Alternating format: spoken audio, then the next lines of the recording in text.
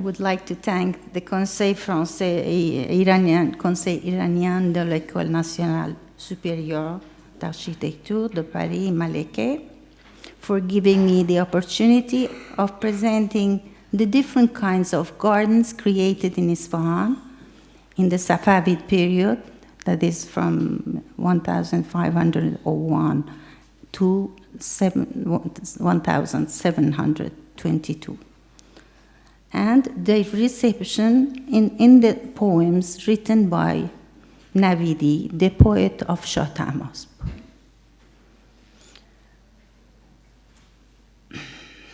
Iran was divided between Turks and Tajiks when the Safavids took power. The Hajj territories show the areas in which battles took place, to the west with the Ottomans and to the east with Uzbeks and Mughals. When in 1501 Ismail defeated the Aqoyunlu prince Alvad Mirza, he was crowned in Tabriz. You can see the red sign showing Tabriz. The Safavid itinerant kings were great garden makers.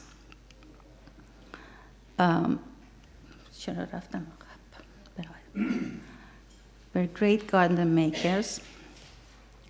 We have to do something to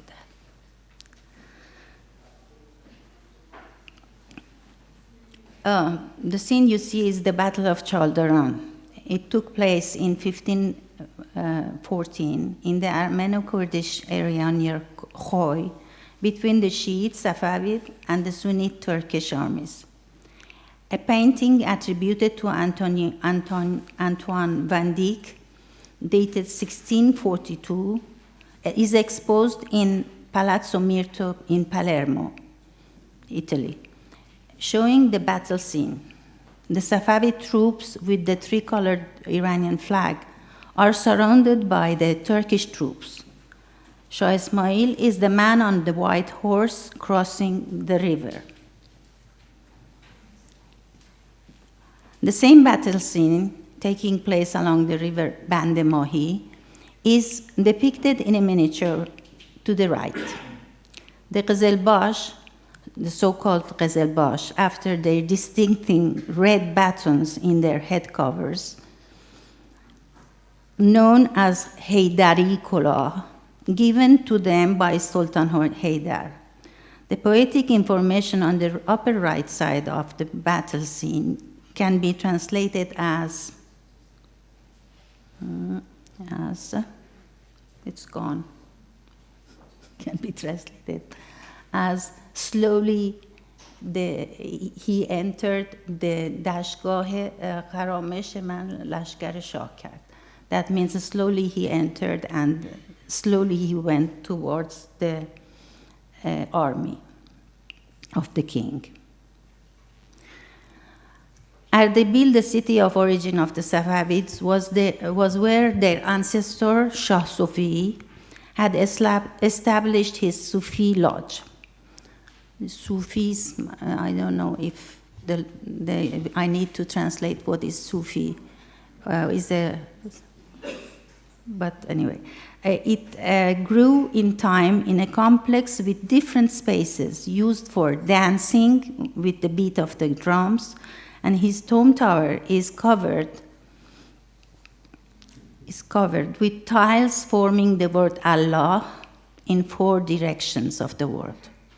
You notice that Allah is written in 4 directions on the tower. This number 4 is important. When we go on, you will see what it means. It's the whole world.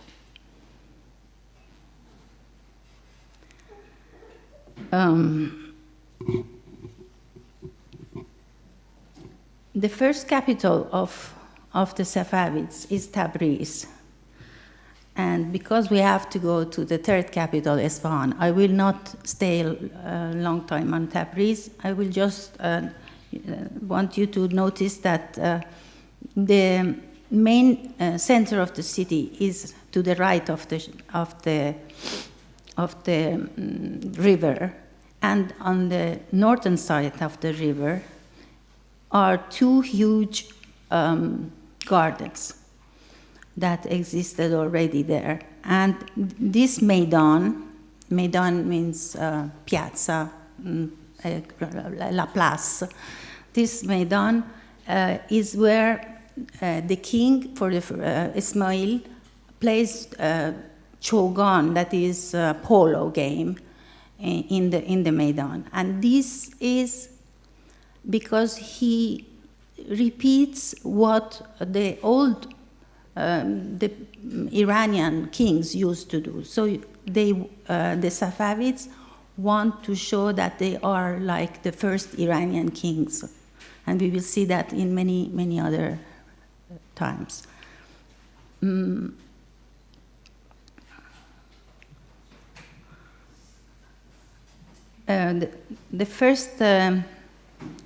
The second capital of the Safavids is Qazvin. And the complex in Qazvin was named Jafarabad after the 8th Imam Jafar. Now, this is important because there are two kinds of Islam. The Sunnite and the Shiite. For the Shiite, there are 12 Imams, and this is important. So what happens is that Navidi, the poet who is a Shiite, refers to certain numbers that in the plots of the gardens that were created in Qazvin by Shah Tahmasp. You can see that there is, oops, it went away. We go back. Do you have a pointer? You can see the street, the straight street that leads to the area that is green, that are the gardens, the royal gardens. So, first of all, he talks about this straight street. Straight means straight, but means also true. Rast, the word straight, rast, khiyabon rast. So this straight street is going towards the royal gardens. All the green part that you see there are the royal gardens.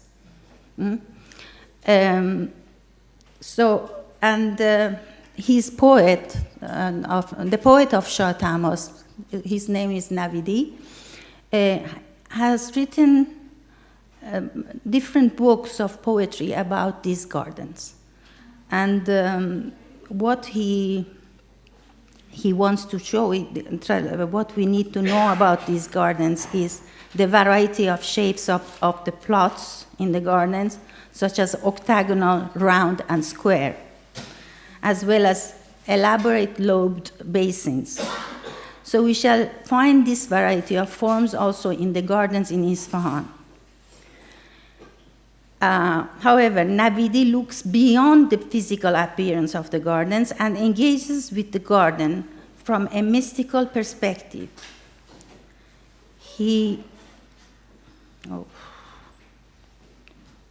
It's gone. Okay. Navidi, it doesn't go. Bene. Let me see if I can read it from here.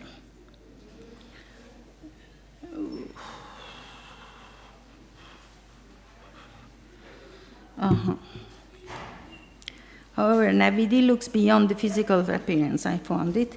There were 14 gardens to the east and of the royal garden pavilion, and that belonged to his emirs, and 9 to the west for the women in the haram.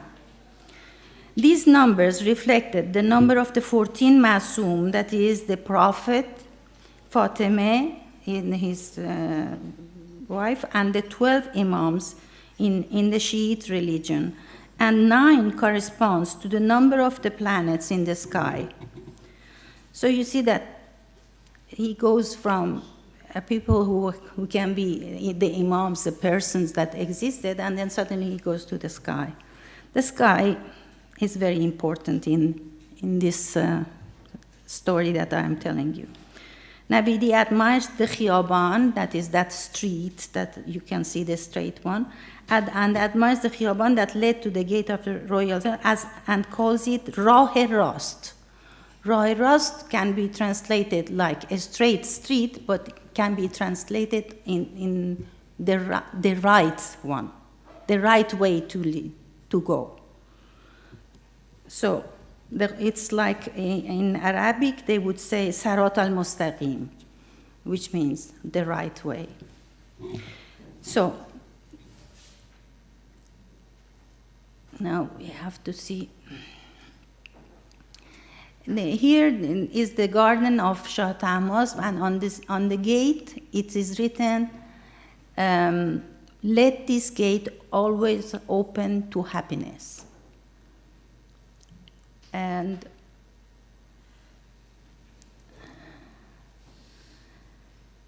the painting you see to the right, is it there? No. How come you don't see it? Eccolo. This view that you see is done by an Armenian, but it is completely wrong in the sense that you see to the left a garden that is split in four, and this garden is called Chahar Bagh, that means four gardens, literally. But the place is wrong because the river is after it. The placement of this garden in real Isfahan is across the river. So that garden is wrong as it is split in four. I'm going to explain why what four means when we go on. And second, it is wrongly also placed because it is before the river. This is another map of Isfahan, and you see this is in one of the manuscripts of Pascal Coste. And the map says, levé par le général Séminot en May 1840, and it bears the mistake of drawing the Maidan parallel to the Khiyaban. Khiyaban is the straight street that goes across the river, and the Maidan means the La Place, the piazza, where he played polo, etc. And you can see this Maidan in this Planographia Sedis Regi of Isfahan by Kempfer. Kempfer has done the most complete plan that has been done in that period. The best. It is the most correct. You see that the Maidan is not parallel to the Khiyaban that is oblique, while the other people have made it wrong, very usually. A detailed plan in the studies of Gobe and Wirth shows the old Friday Mosque and Bazaar, the new addition of bazaars, and the new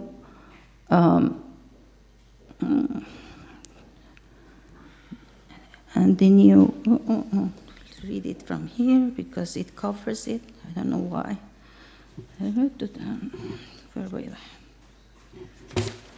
Here. The Maidan parallel to Khiyaban, to left. Axonometric view. Okay, to the left, you saw me, we go back. To the left is the axonometric view of Kempfer, and a detailed plan from the studies of Gobe and Wirth is to the right. And the view of the Maidan and Naqsh Jahan this is the Naqsh Jahan Maidan done by, Naqsh Jahan means image du monde. L'image du monde, the image of the world.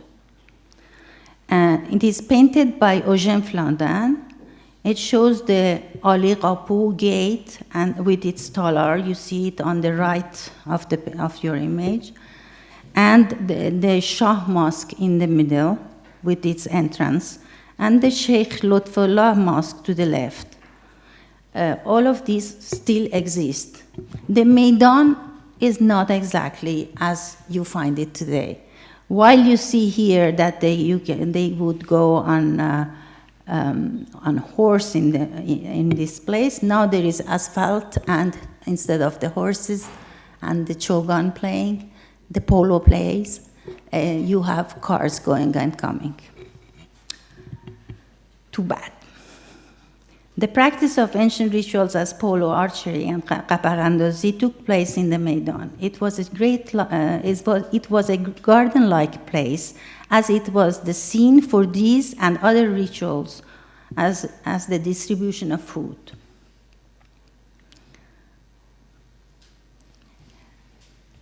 The columns in the talar of Ali Qapu. Ali Qapu is the main entrance gate to the whole royal houses.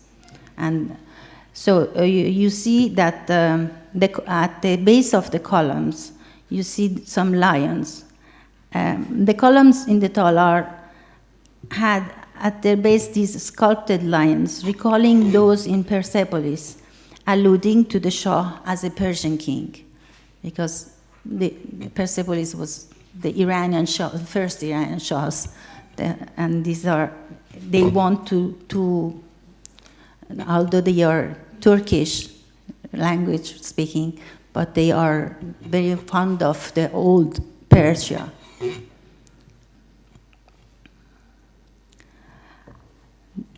To the side of the city, to the side of the old city center, a new garden city was created just outside the walls, where the great men of the court built their gardens on the sides of an avenue that was named Khiyaban Charbagh, the street Charbagh. It was thus named because it led to a very great garden at the end, across the river. At the end of this street, there was a Chaharbagh, and it was called Chaharbagh Hezar Jarib. Jarib is a measure of, it's like 1,000 acres, something like that. Okay, it's huge. It's a very huge garden. You can see that the big garden that you see below here is greater than the whole Maidan and all the gardens inside the city. It's bigger than that. So it is a very, very great garden. That is the meaning of Chahar Bagh, which is literally 4 gardens, but 4 is a number that is symbolic. It's like the 4 directions of the world. It's not just, it's like a big, very, very big garden, because it is so big. And please notice that this garden is greater than the whole gardens that are here. Do you see my arrowhead over there? Yes. And this is the Charbagh garden here. Along this Khiyaban, oops, we went back, I don't know why it goes back. Along this Khiyaban are the gardens of the people who are part of the court. And you can see that there is another huge garden here and another huge garden here. We will see those in detail. These are all Chaharbaghs, different Chaharbaghs. So let's go on. The variety of forms. I told you about the variety of forms in the gardens in Qazvin, and here you can see exactly that there is a garden that has an octagonal form over here, okay, with the pavilion that has 16 sides in the middle, And then another little part of the garden with a 4 avon. Avon is like loggia. Is a covered space, but open completely to one side. Okay, the 3 sides are buildings, but the one. Okay, you can see it also in this shape. You can see it's a huge garden. So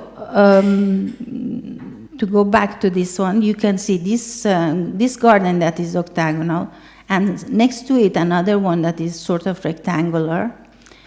And you can see in the middle of this a pavilion that is with 4 rooms on the sides and 4 avons, 4 loggias in the middle. And here you can see that it's a multiple numbered. Goldaste is like, the word means like a bunch of flowers.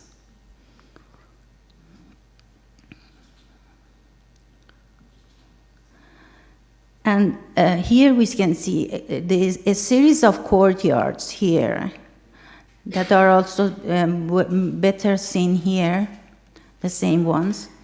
So you can see that this is the Dolat Khane, that means the house of government. And all these courts have different plans. You can see that this one has a sort of a square with a big channel of water, while other ones have a 4-parted water going here and there. And then you can see here 2 gardens that are for a madrasa school, a religious school, and what is its name? Madrasa and a school and it's something else. Sorry, I don't remember the name of it. Then we can see where are we? Courtyards in the Dolat Khane. Okay. Then we can see these, and here you see this garden that is called Chehel Sutun. That means 40 columns. But really, there is not 40 columns here. There are 20. But when it is doubled, it is specchiato, mirrored in the water line, you see 40 of them. But then we have to also think that 40 and 4, these are all numbers that are symbolic. Then we have this other bagh that is called Bagh Khalwat, where you want to be, not with many people, with just a few people. But anyway, this bagh is called Bagh Khalwat, and you can see that it is not symmetrical. It has a main axis that is where you sit, you can see the main axis. But this little building that is between these 2 gardens, it's just a passage from this building, from Chehel Sutun to Bagh Khalwat. This little building is just one axis that doesn't continue. And here you have another basin right in front of this other avon. So symmetry is not always complete.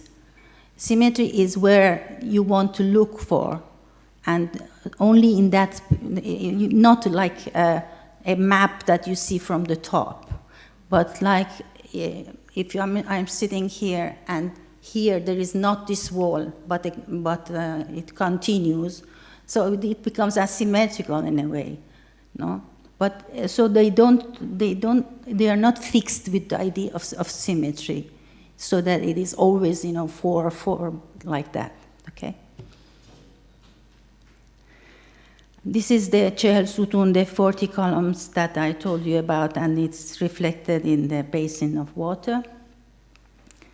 And here we see the Khiyaban. Oh, you see, this is the part that the Dolat Khane was, and this is the huge Khiyaban that goes across the river with the bridge.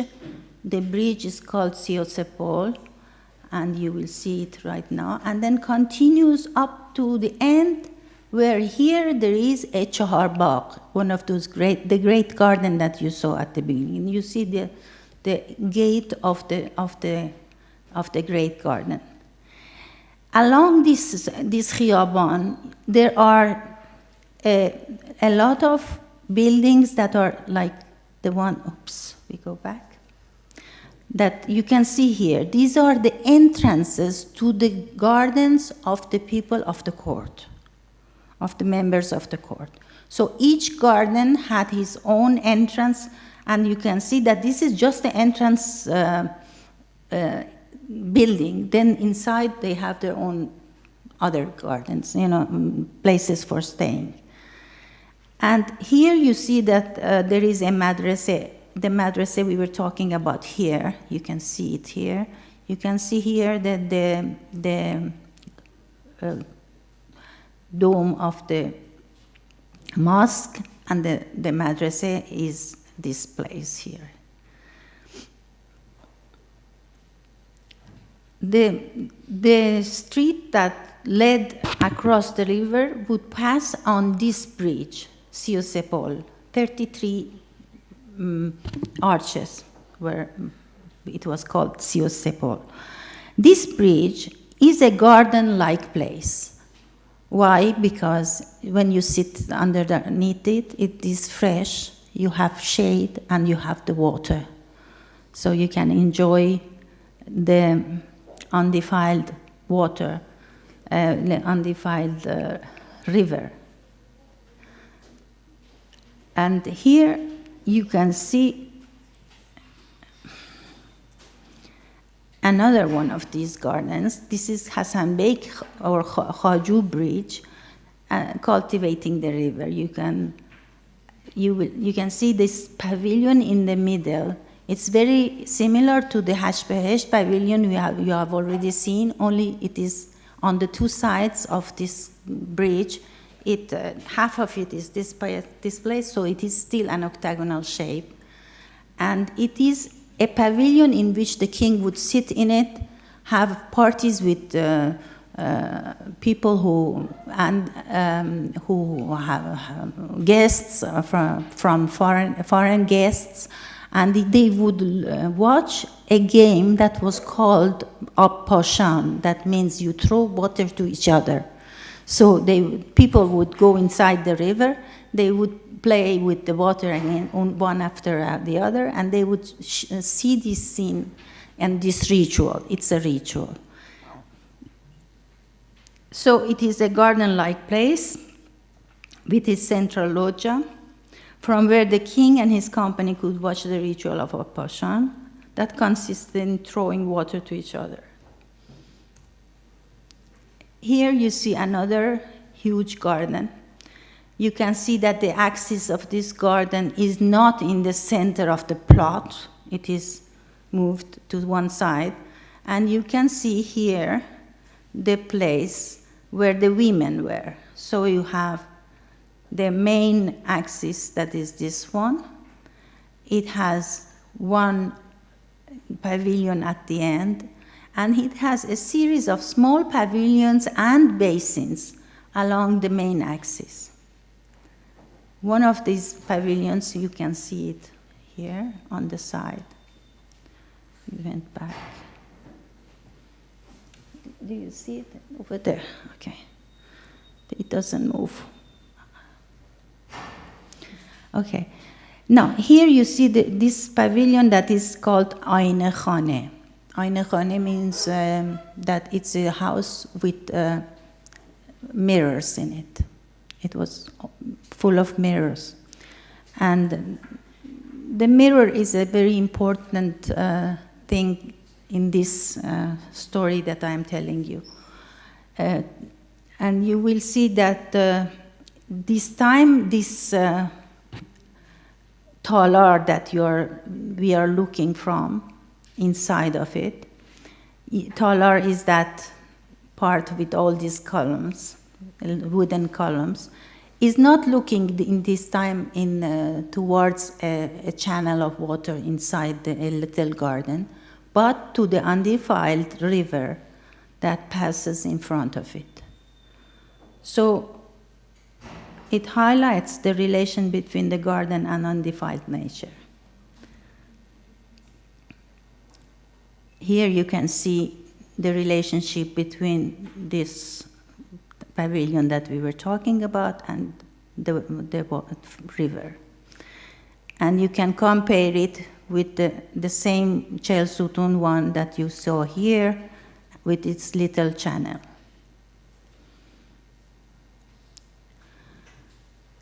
Here we go to Transcendence in Gardens, and this is the forecourt of the Shah Safi complex from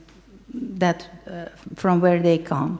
And here, when drums would be played, for people to come for the offering of the food, and sweet rosewater drinks would be served to the thirsty.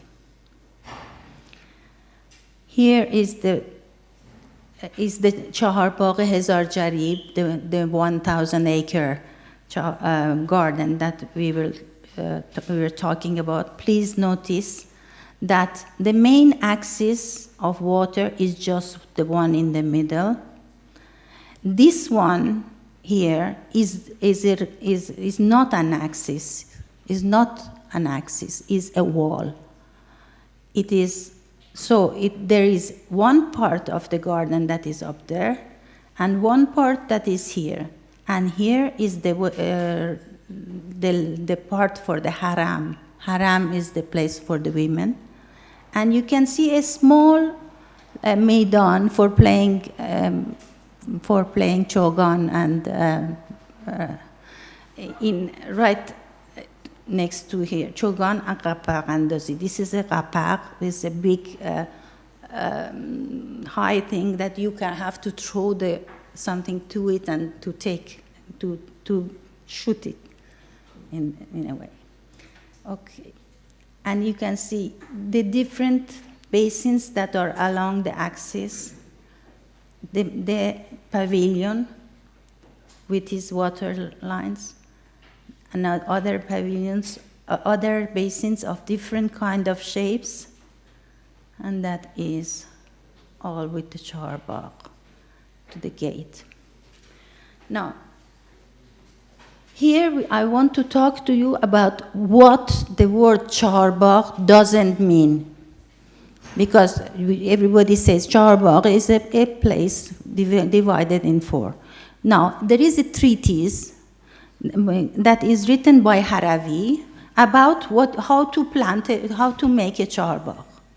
And in this treatise, it is clearly written that you make a central, main central water line that you can see here. And you have water lines along the walls. You plant trees that are called bead because they are tall and they can help the garden to not have the sand of the desert.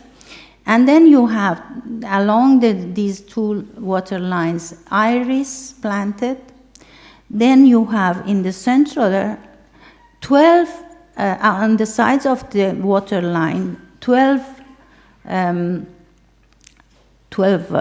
plots for the flowers, and then you have 4 kind of different fruit trees on the 2 sides symmetrically. Okay, so if you have oranges here, you have oranges on the right and left hand, or if you have apples, the same. But if you look at this one plan that is next to mine, you will see that there is pomegranates in one, another planting here, another here, another here. There is no symmetry. You are sitting in the pavilion and you see one kind of fruits in this side and one kind on the other side. So they are not using the symmetry in the right way. They put all the flowers the same way, but number four in this place doesn't work. It's not four. It's just to make it four. They have made 4 different plots for 4 different fruit trees. While here is the symmetry is done right. The 4 fruits that we're talking about are pear, peach, and quince, and pomegranate trees. So now we go and see why. What is this charbagh they talk about, except for being a big garden? And this treatise that Harawi has written, it starts with something very important. It says, in the name of the gardener of the charbagh of places. Makan, charbagh, makan. And charbagh interpreted by Harawi as the entire world. It is the entire world. Because usually you open a book in the name of God.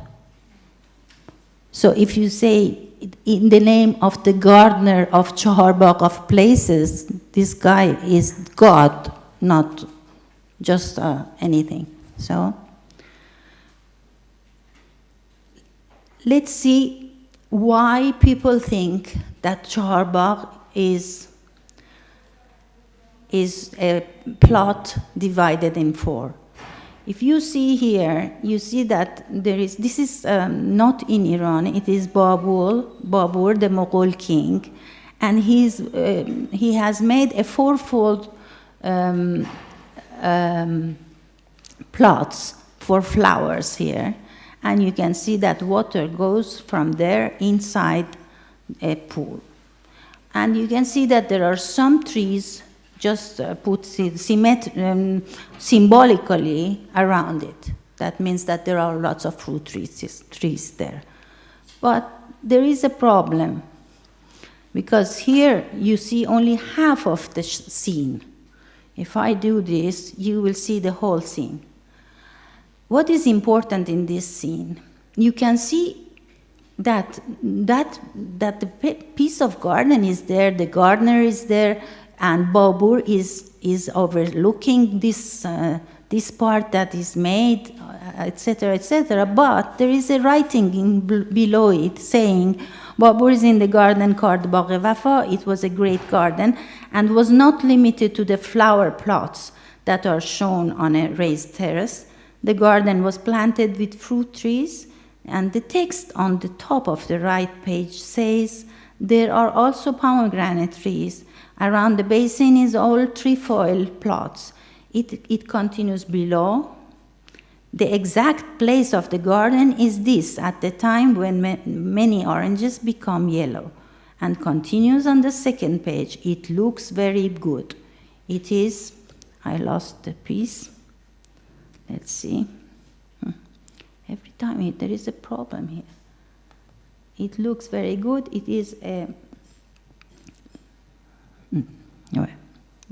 gone. It's gone. A khiyaban crosses a... Now, we can go and see that what you see here is and there are people outside, they get and they want to enter. And please look, what is just outside this garden? What do we see? A natural scene. No? You can see mountains with praise going around, by birds, all those things. So this gate between the garden of the king and the garden of God is outside. It's the natural nature outside. So the connection that they want to show is that as there is, as Babur is king on the ground, on the earth, he is also connected to Allah on the sky, okay, in the sky, to the person, the God who has made the nature. So we want to connect the garden of the king to the natural garden of the whole world, okay?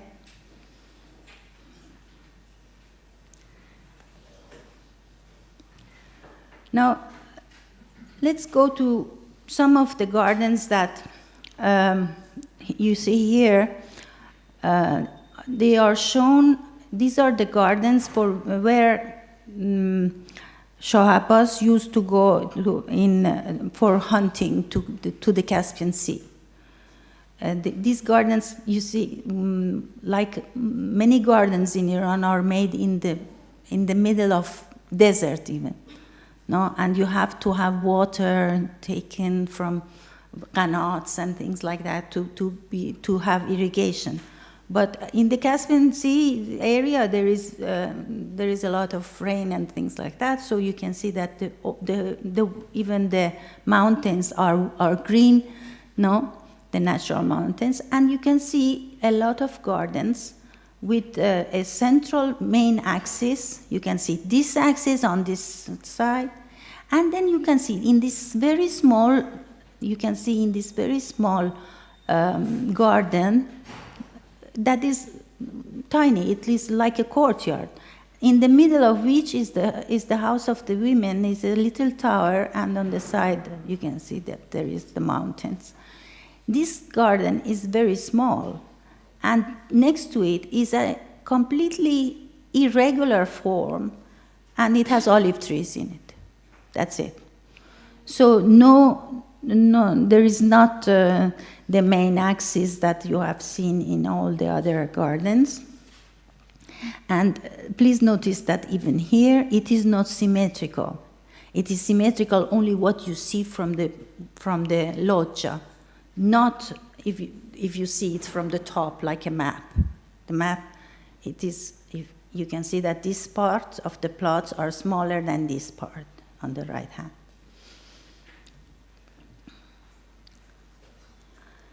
And here you can see this Jahannama pavilion. Jahannama means you look at the whole world from here. What is it that they do? They do not put the pavilion in the middle. They put it along the wall where you can look out and you see a river here. Okay? Here is the mosque tilted towards Mecca, the Maidan where they play Chogan, they pray the Iranian, all the Iranian things, and you can see that these gardens are symmetrical only where they sit, not necessarily on the map. So the symmetry is always there in these gardens from where you look, not from the top with airplane. And then we can see gardens that are not walled. This place, this is one of the gardens that the king liked a lot. It is called Bahrul Aram. That means the sea of Aram is the paradise, sea of paradise.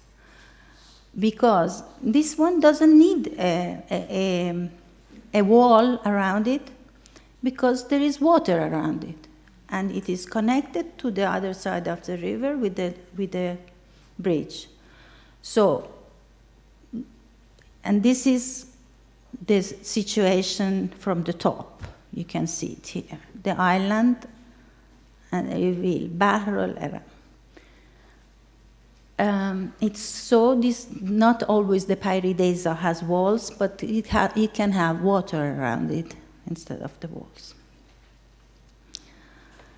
Now, Navidi's mystical perspective. Navidi, we talked about him as the poet of Qazvin. But we can see that the royal pavilion Hash Behesh in Isfahan has the same shape.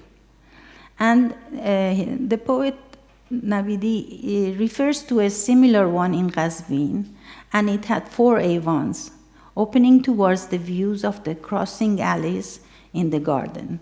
Here Nabidi mentions the vertical poles supporting the vine. Then he refers to different shaped basins in front of the royal loggia. Look at all these basins. Look at this. Oops, let's go back. Look, you have this shape, octagonal shape, another one, and then you will see that there is a main water line that is passing this way, and a narrow water line that goes around the pavilion itself. This is the pavilion Hash Behesh that is also in Isfahan, and let's see what this has to do with the mystical idea. Now, if you look at these 2 crossing views, and you look at these trees that are the cross of 2 khiyabans with plain trees, you have to take into consideration also the axis that is vertical and is between these 2. So the verticality. What is this vertical mean to us? It means that if you are inside this pavilion, the Hash Behesh pavilion, light comes from the top of this part inside, and it is reflected in the water, this little basin that is inside the pavilion, and there is a fountain jumping up too. So you have this verticality inside here, as you have it along the streets inside your garden, and the king is sitting right in here. So you will connect the king seated in his pavilion to who is up there. Light coming in, God, whatever. Huh? The vertical axis. Thus the basin becomes a reflecting mirror, and it is likened to the heart of the Sufi, in which the creation is reflected. The vertical axis, starting in the earthly basin of the king, reaches into the upper world. Now here we have this very strange view. It seems at the beginning a pavilion, but it's not. It has been erased. Look at the top. There are people on the top, but you can see that it has been erased. This line here has been erased. You see that it's a bit dirty, the color there. No, it's not like here. But the trees continue. People are on top, but they are standing on top of nothing. It looks like a book rather than a pavilion. It looks like a book. And if you look at books of that period with their description, with their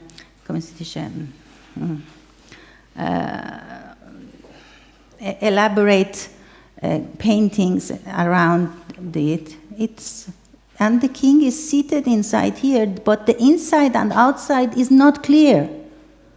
He is inside, but the garden continues outside.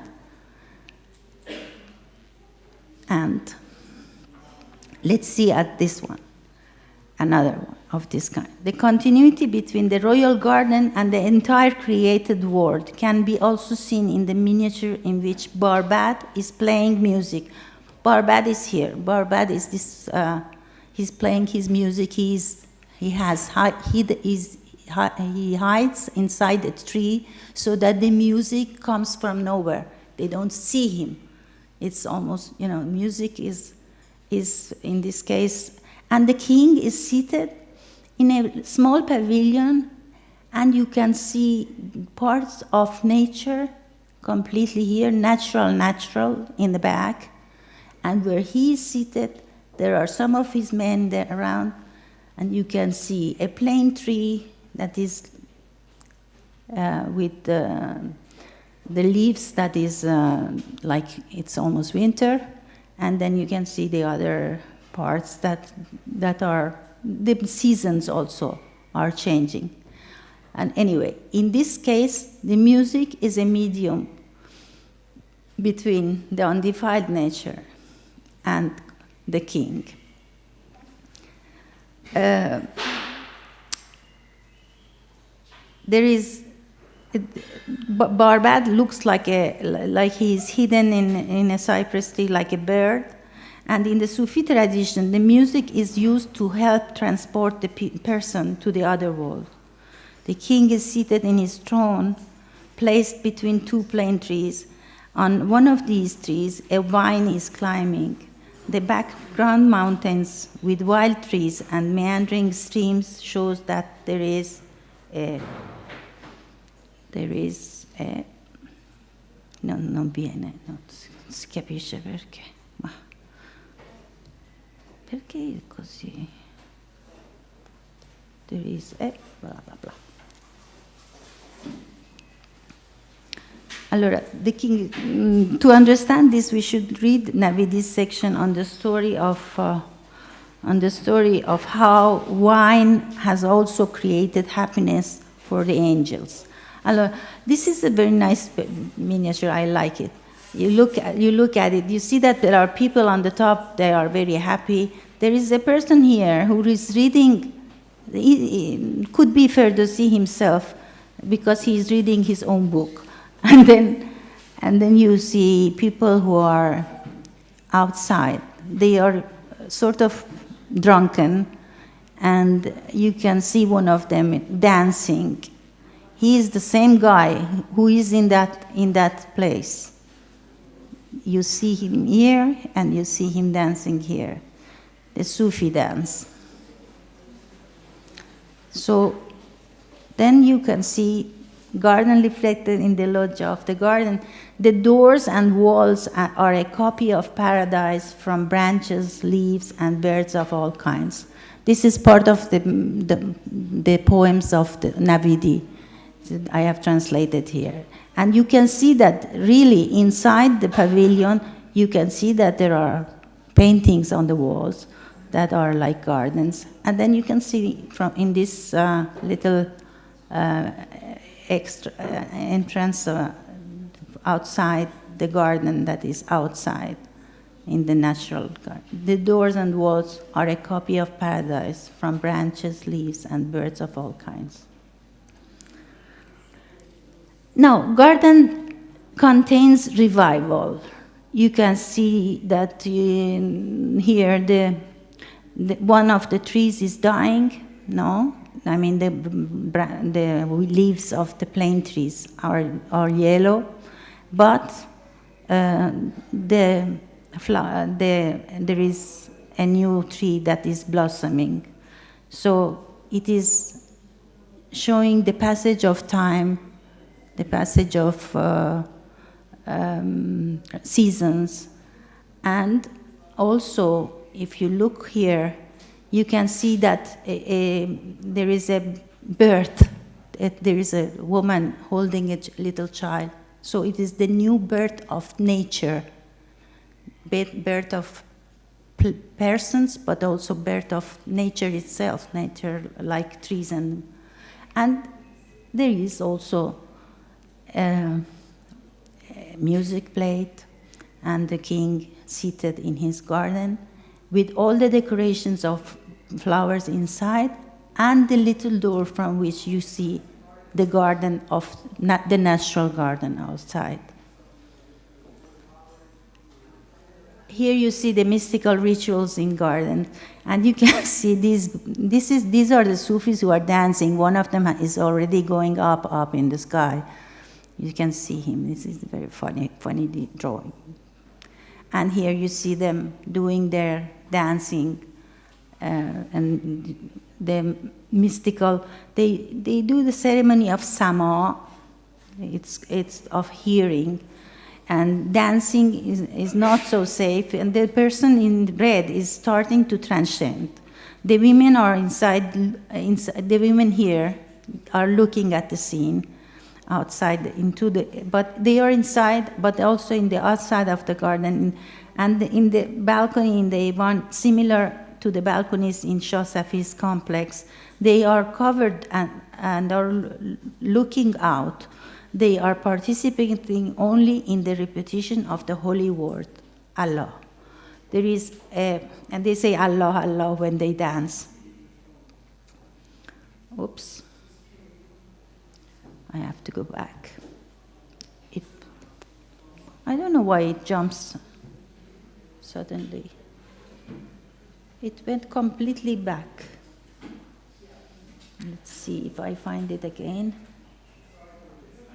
There you go. Allora, this is a very, I finish with this one. Don't worry.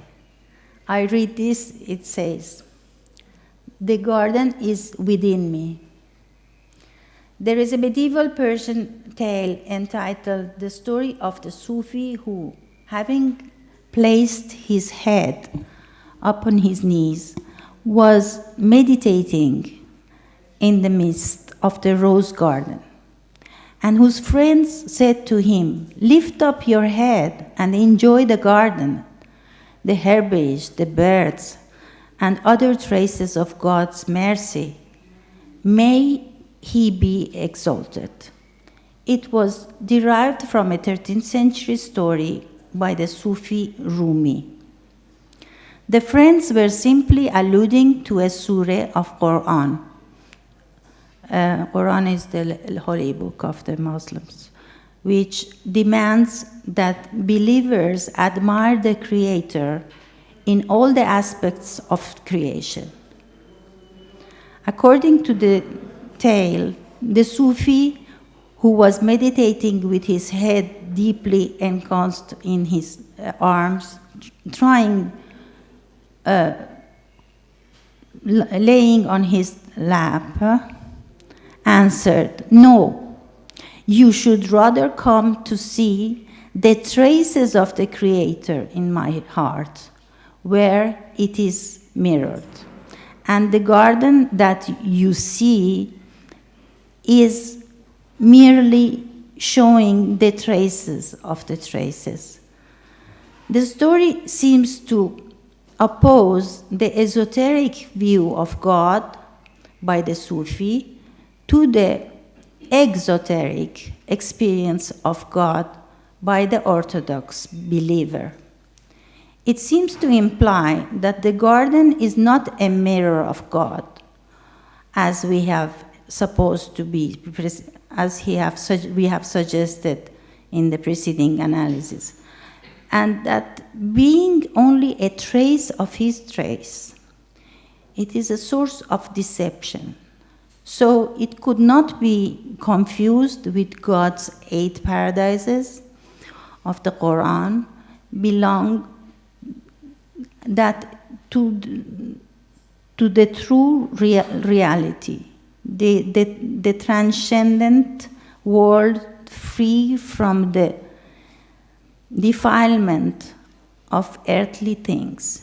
Yet this would be a misinterpretation, since there is no opposition here between a transcendent God mirrored in the heart of the Sufi and an immanent God present in all species of the garden. To the contrary, it is important for the Sufi to be in the presence of God, in a place where the creation achieves an unusual intensity in order for the heart to mirror God's transcendent presence. The engagement with the garden is quite different for the Orthodox believer who can delight in all possible human activities, the presence of God, including the pursuit of pleasure, such as hunting, reading, chanting, or courting, and for the mystic believer who concentrates in the mystical pursuit of the beloved. Moreover, any Orthodox believer may emulate the course followed by the Sufi mystic, and through his senses or his pursuit of earthly love, try to reach the beloved, following the metaphorical and ambiguous perspectives offered by poets. That's it.